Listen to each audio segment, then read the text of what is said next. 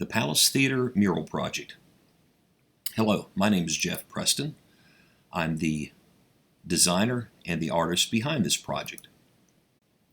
Mr. Bill Roth was the founder of the Palace Theater that ran in full operation from 1913 to 1977. With our mural project, we want to continue the legacy Mr. Roth started 106 years ago, assuring the Palace Theater is a focal point of historic downtown Gallatin. This is our space that we are targeting our mural project for. It's the south side of the building that is viewable along the street you see in the foreground is West Franklin Street here in Gallatin.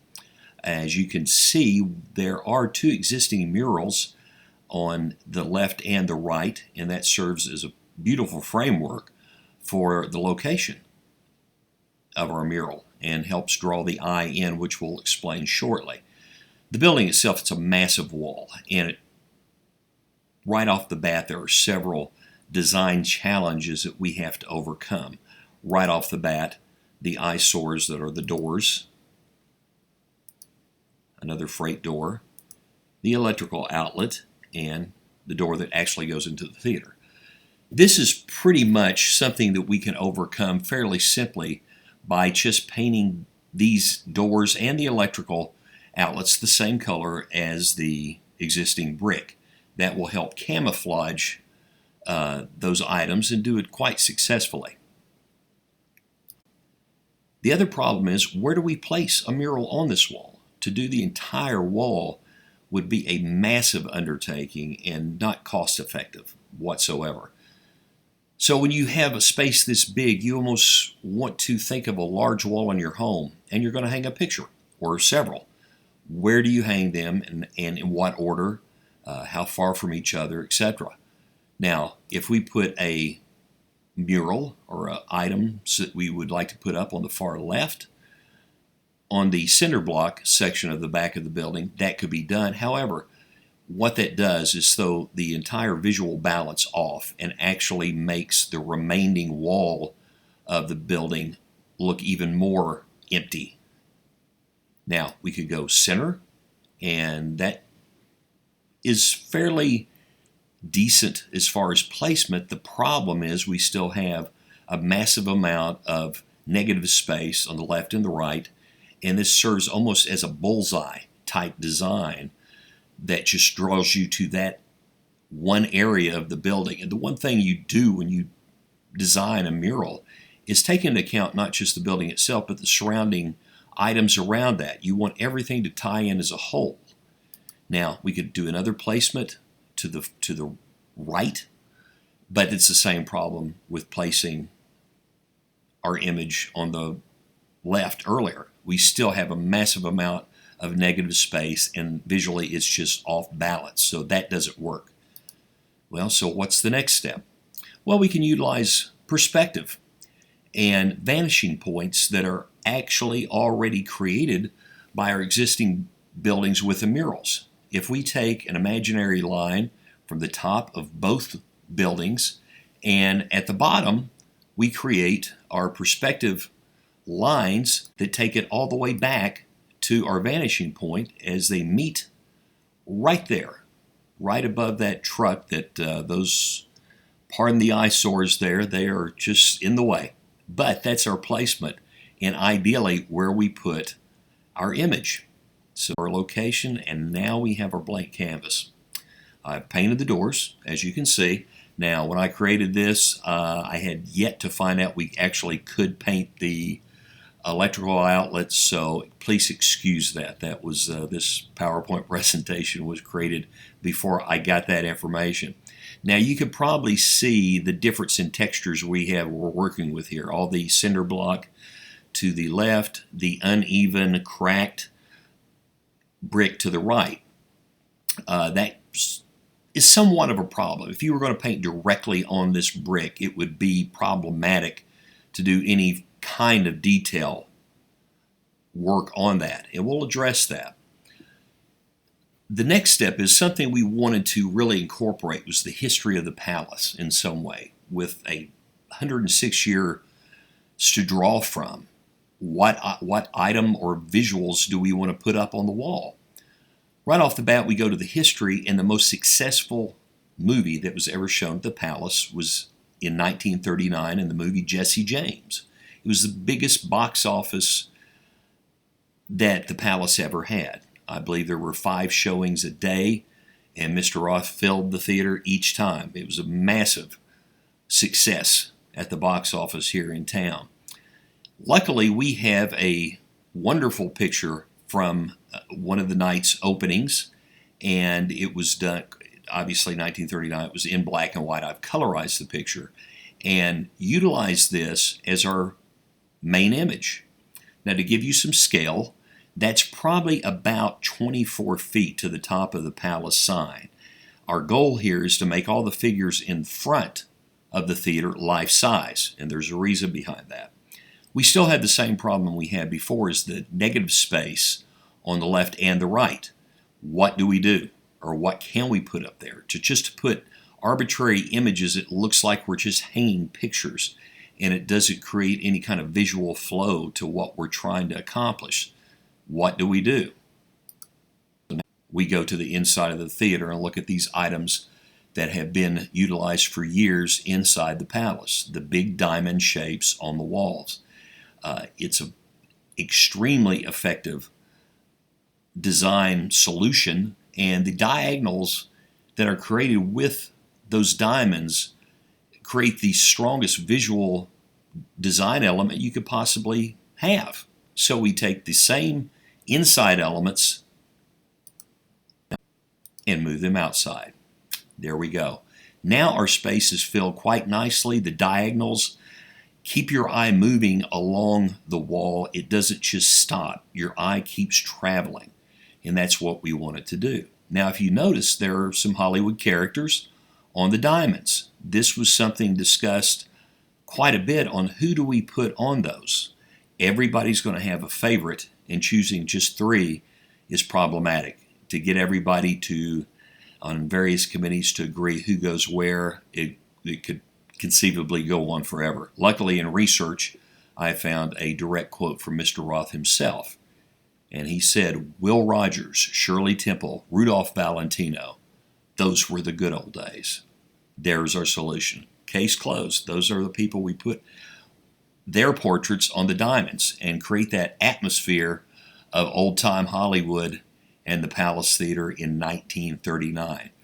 Now, one of the items that I had mentioned earlier, one of the problems rather, was painting directly on this brick. As you can see, this is an extreme amount of detail.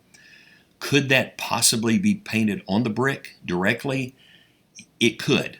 It would not look good at all. There's just too much of an uneven surface to highly detailed work that we're shooting for in this project. So the solution is a substrate called dye bond. It's 2 sheets of aluminum with a polyurethane core, very thin, incredibly durable, and impervious to weather. It's also coated with a high-quality lacquer finish that takes paint incredibly well. It's been used quite a bit over the years, the past few years at any rate, for various mural projects, especially when we're dealing with this amount of detail. And it's also easily cut, so it can be cut to whatever shapes that are needed. Murals painted directly on dye bond and precisely cut to incorporate into existing architecture mounted on the brick, as I said, is an extremely effective design, which you will now see. This was, I'm not sure of the location, but a perfect example of the seamless blend between the existing wall. Of course, they painted their brick, and incorporating the shapes that they were able to cut with the dye bond and mount that directly on the wall, creating a seamless effect. Now, while that is a good example, this one's even better. About a 3-story building, and you can see the brick and you can see the dye bond. The hard thing is distinguishing between which is which. It's fairly easy when you look at the detail that's incorporated in this, because that simply cannot be attained painting on the brick. It could be done but not this well. So that gives you a good idea of how the two items look together, the die bond and the brick together. And with the design we're working on here, it's going to be a somewhat of even more seamless blend because we're fading out some areas, and a few choice areas we will be painting directly on the brick. But incorporating these two techniques together is going to give us a very dimensional and very eye-popping design. Now this is kind of a idea of what the scene could look like at night. We really at this stage are not planning any lighting, but this is an idea. Now, one of the main goals of this is make it audience interactive. We want people to come to our mural and take their picture with it. That's why we have all the figures in the foreground at the theater opening at life size. So when people come to take their picture with the mural, they are now part of the opening night crowd in 1939. We hope this is a tremendous draw and not only bring people into Gallatin to have their picture made with a mural, but take advantage that while they're downtown they could shop in our various businesses, eat in several of our restaurants in the downtown area. So this is not just a project for the Palace, it's for the entire downtown. One of the other advantages of our placement is visibility. This is a view from East Main Street, and as you can see, given the height of our mural, it's easily spotted from Main Street. And the advantage also is there's our city parking lot right in front. People come into Gallatin all the time asking where they can park. Even though we have the parking signs there, we still get the question. This is going to be an easy solution. Where do we park? Look for Shirley Temple or the Palace sign on the side of the building, then just park right in front of it. But it also draws people into the area, and that's one of our main goals. Now, wall murals can boost revenues. Studies have been repeatedly shown that colors affect emotions, and emotions drive sales. Large, bold, bright images invite customers in, entice their emotions, and lead them to purchases. This was taken directly from the Harvard Business Review magazine. And one of the other bits of information that was brought to our attention, this particular area along West Franklin Street is not a good area. It's dimly lit. There's not a criminal element, but it's not a good area in downtown Gallatin as of right now. By putting a mural this bright, this illuminated, and that has this big of a draw to the public, will bring down that element. It would become a whole new area that no longer has a negative connotation when you see it. This was brought directly from the police department. When one of the officers there saw a project, and they shared that information with us, which was tremendous. So that's what we're hoping to do also. A little added bonus that we weren't really planning on. We thank you for your time viewing this. If any questions, feel free to contact me at info@jeffpreston.net. My phone number is area code 615-451-9093.